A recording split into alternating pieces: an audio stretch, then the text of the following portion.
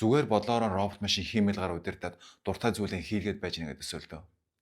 Яг л нөгөө Wednesday calendar гардаг шиг нэмэлт гартай. Гэхдээ тухайн гар чинь таны хүссэн зүйлийг хий.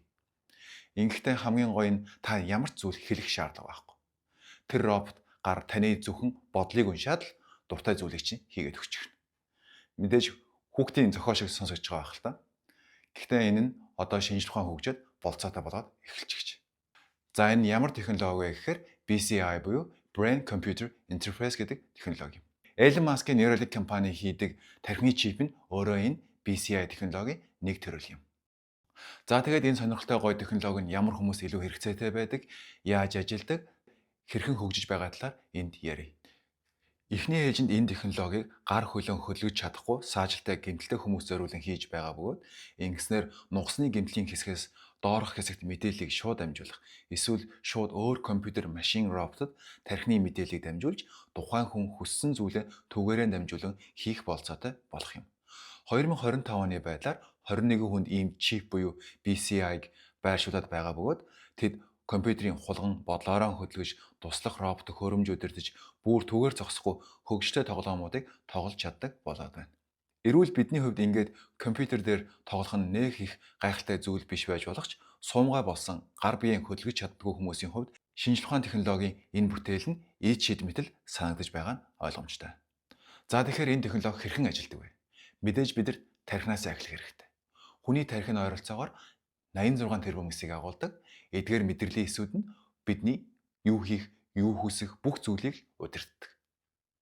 За тэгээд эдгээр мэдрэлийн эсүүд нь хоорондоо холбоо сүүсгэж, хоорондоо мэдээлэл солилцдог.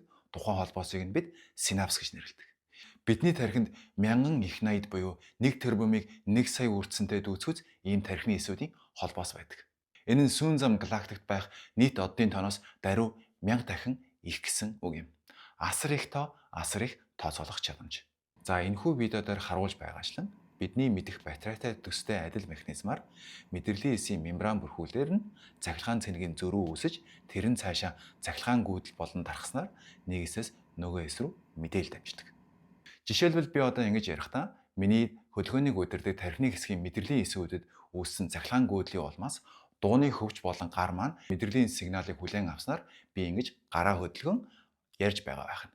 Харин таны нүдний чинь ар хэсэгт байх эсүүд энэхүү дэлгэцийн гэрлийг бүртгэж авснаар цахилгаан сэрэл тэдэнд үүсэж гэрлийн мэдээллийг тархи руу дамжуулснаар таны тархинд энэ дэлгэцийн дүрс үүсэж зохиогддог юм. Зохиогддог болохоор л бид хүн хүний нүдөр гэж хэлээд байдаг байна. За тэр ч яах вэ? За эндээс товчхондоо тархины эсүүдийн үйл ажиллагаа бол цахилгаан гүйдэл дээр суйрлаж явагддаг болохыг та эндээс ойлгосон байна. Тэгвэл таныг ямар хөдөлгөөн хийхийг хүсэж байгааг мэдхийн тулд мэдээж тархины чипийг таны хөдөлгөөнийг удирддаг тархины хэсэгтэр байрлуулж таарах нь. Энэ зурган дээр улаанаар харуулсанчлан Precentral Gyrus нь бидний motor cortex буюу хөдөлгөөний төв юм. Эндээс бид ямар хөдөлгөөн хийхийг тодорхойлох цахилгаан тушаал үүсэж бидний булчин удирддаг. Тэгвэл энэ хэсэгт чипээ байрлуулвал хаана байгаа мэдрэлийн хэсээс ямар цахилгаан сэрэл үүсэж байгааг тухайн чип маань бүртгэж авах болцоо өгсөн. Тэгээд бүртгэсэн датагаа машин learning ашиглаж тухайн хүн ямар хөдөлгөөн хийхийг хүсэж байгааг тайлж уншина. Тэгээд тухайн тайлж уншсан мэдээлэл нэг удирдах төхөөрөмж компьютер руу дамжуулаад тухайн хүн түүгээрээ компьютерийн хулган хөдөлгөх бүр гой тоглоомуудыг шууд бодлоороо тоглох болцоотой болох юм. Мэдээж энэ туршилтуудыг ингэж хүн дээр хийхээс өмнө бас амьтад дээр хийж байсан. За энэ бичлэг дээр харагдаж байгаачлан энэ төрлийн сармагчингууд нь хүнтэй маш ижил учир туршилтын маш сайн загвар болж өгдөг. Ерөнхийдөө энэ чипний ажиллах механизм зарчмын хувьд тун энгийн. Нэгдүгээрт энэ тархины дээрх хар тойрогт харагдах тархины хөдөлгөөний төвийн хэсэгт үүссэн цахилгаан мэдээллийг чип маань бүртгэж авна. Бүртгэсэн мэдээллээ буюу энэ олон цахилгаан долгионы мэдээллийг машин learning ашиглаж тайлж уншина. 3 тайлсан мэдээлэл компьютерт дамжуулна. Ингээд тухайн компьютер тухайн хийхийг хүссэн зүйлийг нь хийж өгнө. Ингээд л болоо. Гэхдээ гайхалтай нь энэ процесс маш хурдан хэдэн миллисекундэд явагддаг болохоор яг бодоход л хийж байгаа мэт мэдрэмж төрнө. Ингээд л та тухайн төхөөрөмжийг яг бодлороо удирдах нь байна. За одоо яг ямар чип ашигладаг, тархинд тухайн чипээ хэрхэн байршуулдаг талаар ярилцъя. Хүний хөдөлгөөний төв нь яг энэ гол дундаас дотроос эхлээд энэ хажуу хүртлээр үргэлжилдэг нэлээд том талбайг эзэлдэг. Тийм учраас ганц 2 чип байршуулад бүх мэдээллийг нь бүрэн бүртгээд авах болцоо авахгүй. Тэгээд ч тухайн энэ хэсэг маань өөрөө маш олон тооны буюу хэдэн зуун сая мэдрэлийн эсүүдээс тогтох учраас тухайн эсүүдээс мэдээллийг бүрэн бүртгэж авахын тулд төдий чинээ магадгүй их электродуудыг тархинд байрлуулах шаардлагатай байна. Гэхдээ одоохондоо нэг чип байрлуулж байгаа. Тухайн чип маань 1024 электродуудыг агуулдаг. Тэгэхээр 1024 байрлалаас мэдээллийг цуглуулна гэсэн үг юм. Ингээд 1024 электродоор нөгөө хэдэн зуун сая эсээс нэгэн зэрэг мэдээллийг бүртгэж авах болцоо байхгүй ч тодорхой тархины хэсгээс ялангуяа дээд мөчийн хөдөлгөөнийг үдирдэг хөдөлгөөний хэсгийн мэдээллийг тодорхой наривчлалтай бүртгэж уншиж авах болцоотой.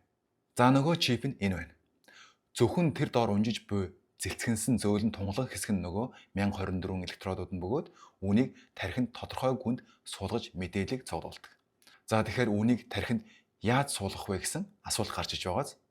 Эдгээр электродууд нь хүний үснээс хэд дахин нарийнхан учир нүдээр хараа суулгах ямар ч болцоо байхгүй. Энэ зурган дээр 1000 электрод хамтаа байгаа болохоор л бидний нүдэнд ингэж харагдаад байгаа байхгүй юу? Гэхдээ ийм нарийн байгаа нь учиртай.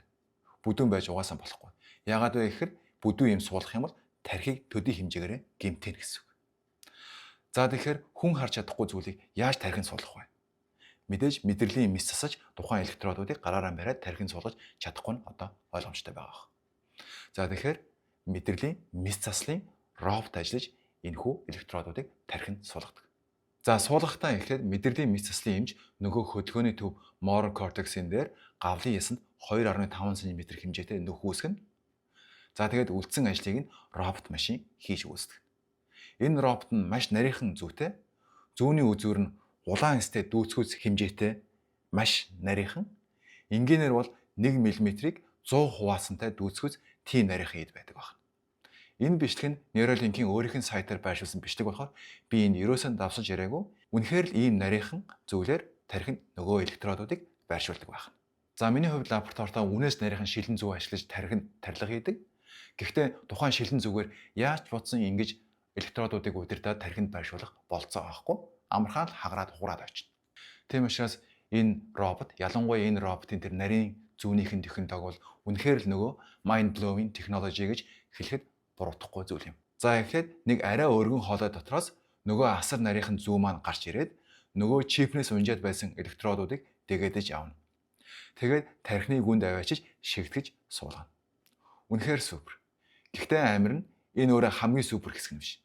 Бодит байдал дээр хүний тарих 0 судас байдаг. Тэгэхээр судас хатгачвал шууд бичил зус харуулт болоод тухайн хүнтэй аюултай юм болдог. Гэхдээ бүр хэцүү зүйл нь энэ бичлэгээр харуулж байгаачлан тарих байнгын хөдөлж байдаг. Тэгээд бодоод үзтээ. Хөдөлж байгаа тархинд электродуудыг байршуулахдаа нэг ч судас онохгүйгээр тэгээд робот хийж гүйцэтгэдэг. Тэгэхээр энэ робот бол үнэхээр л галзуу технологи. Харахад зүгээр нэг цагаан робот байх боловч бодит байдал дээр дотроо олон хэсэгтэй мөн олон камеруудтай тэгж байж л олон өнцгөөс хүний харж чадахгүй гэрлүүдийг бүртгэж авч электродуудыг байршуулдаг. Анх байршуулахдаа нэлээд уддаг байсан бол одоо 1.5 секундэд л нэг электрод байршуулдаг. Энэ баруун талынхыг нь харж байгаа үстэй. Ийм хурдан тэгээд алдаагүй суд сонохгүй хийж чаддаг. Өстой үнэхээр л гайхалтай. За одоо хүнийхээ тархинд электродоо ингэж байршуулж дуусаад дараа нь чипээ ширүүвдэж гавлын ясандаа тогтоогоод хуйхаан буцаагаад хаана. Ингээд мессеж хэлбэр дуусч байгаа юм. За үүний дараагаар утсан дээр аппликейшн татна. Тэгээд зааврын дагуу чихвчээ Bluetooth-ээр холбож байгаа юм шиг холбоно. Тэгэхдээ 20 минут орчим командуудыг суралцаад тархины чипээ компьютертайгаа холбоно. Одоо чип сулгасан хүн компьютертэй бүрэн холбогдож, бүр тоглоом тоглож эхлэж болно гэсэн үг юм. За яг шинэ болгон унтахтаа чипээ цэнэглэх хэрэгтэй болно. Тийм учраас шинэ унтахтаа тархин дээрээ цэнэглэгчээ байршуулна. Ёстой нөгөө кинон дээр гараад байдаг шиг сайберог амт шиг харагдаж байгаа үстэй. Хэдий маш богино хугацаанд мэдээллийг цуглуулж цааш нь дамжуулж үйлдэл хийж байгаа боловч бид одоохондоо тархины тодорхой нэг хязгаарлалт хэсгээс л мэдээллийг цуглуулж байна. Тийм ч учраас бид чипийнхээ тоог нэмж суулгадаг электродуудынхаа тоог бас нэмэгдүүлэх хэрэгцээтэй байгаа юм. За ингээд бид бодлороо шууд дуртай роботоо удирдах болцоо бүрдээд байгаа боловч яг үнэхээр хүний тархинд энэхүү чип маань яаж нөлөөлдөг, ямар гэмтэл учруулдаг, ямар нөлөөтэй байж болох талаар бүрэн судалгаа явагдаж дуусаагүй байгаа учраас бидний өдөр тутмын амьдрал хараахан нэвтрэх болоогүй байна. Хэдийгээр аль хэдийнэ итгэмээргүй гайхалтай байгаа ч гэсэн энэ технологи маань дөнгөж эхэлж байна.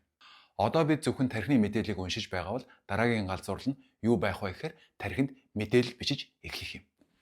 Гэхдээ тархинд мэдээлэл бичих технологиг хэн төрүүлж бүтээх бол? Миний ганц мэдэж байгаа зүйл бол энийг хийх хүн дэлхийн хамгийн баян хүмүүсийн нэг болох нь гарцаагүй. Тэгэхээр байгалийн шинжлэх ухаан, физик, хим биолог, биоинженерчдийн салбаруудаас дараагийн дэлхийн тэргуун байчуд төрөн гарах нь байна. Хүн төрлөختөнд зүгээр хэрэгцээг хангах биш, илүү гайхалтай олон зүйлсүүд рүү тэмүүлж байна. Гэхдээ энэ бол дөнгөж эхлэл. Хэн ухаантай, зоригтой, өөртөө итгэлтэй, тэгээд хамгийн гол нь хэн хамгийн туйштай нь энэхүү салбарт тэргүүлж амжилт үзүүлэх нь гарцаагүй юм. Энгийндээ Элон Маскаас илүү супер залуучууд олон болно. За энэхүү бичлэгээрээ би хүн бүхний мэдих болсон Элон Маскын хийж байгаа тархины чипийн талаар ярьлаа.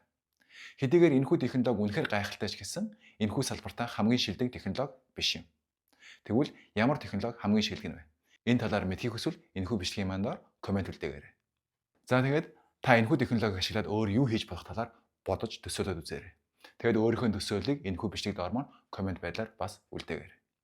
Миний хувьд л тархиныхаа чипийг ашиглаад шууд тархиараа интернеттэй холбогдоод дуртай киногоо нүдэн анчаад тоглуулад үзээд байж баймаар. Энэ үнэхээр болцоотой. Хэдий галзуу боловч болцоотой. Таны харин галзуу мөрөөдөл юу вэ?